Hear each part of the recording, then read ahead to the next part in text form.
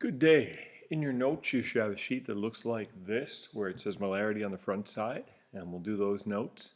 And on the back side, there are sample questions. So I'm going to take care of the first side of the page in this video, and then we'll do sample questions in the next video. Molarity is one of the most important concepts you'll encounter in Chemistry 11. It's really important for a section that we'll encounter, Chapter 16, on solutions. And if you go into Chemistry 12, we deal with molarity pretty well throughout the entire course and beyond. So molarity is referring to solutions. And typically the solutions will involve things dissolved in a liquid. Often that liquid will be water. So when we prepare a solution, typically if we're throwing in an ionic salt, we put that in first and then we add the right amount of water to get to the total volume. Now, we have to measure things very carefully. Before we get to that, we have to talk about what a solution is. From chapter 2, you know it's a mixture.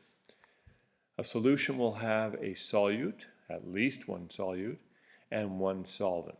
And for our purposes, a solvent will usually be water. How strong a solution is describing the concentration, often called the molarity. And so the more concentrated it is, the higher its molarity. Now you might look at that and go, oh, molar, something to do with the mole, and you're right.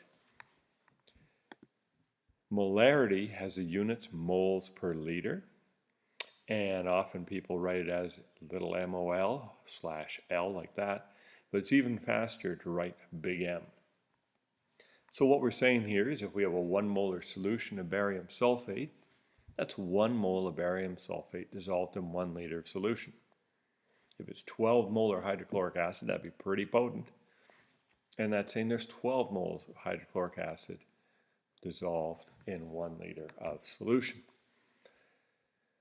If we double the number of moles and double the volume, we end up with the same concentration. 0.5 molar, which would be a fairly dilute solution of sodium hydroxide, has half a mole per 1 liter of solution. So that's trying to get used to what you may have been seeing the past 3 years where you see the crazy, hey, what's that big M represent? You now start to have an idea, the number of moles per liter dissolved. It gives us this triangle formula, N, C, and V. N will be moles. C is concentration, big M, or moles per liter. Often people like to write moles per liter because it helps you keep track of the units. And the volume has to be in liters. That is one of the catches. So if it's in milliliters, you have to convert to liters. And hey, that's why in chapter 3, we did those conversions. Now on the next page, which will be in the next video, we're going to be looking at, hey, how do we prepare solutions? That means what mass do we need?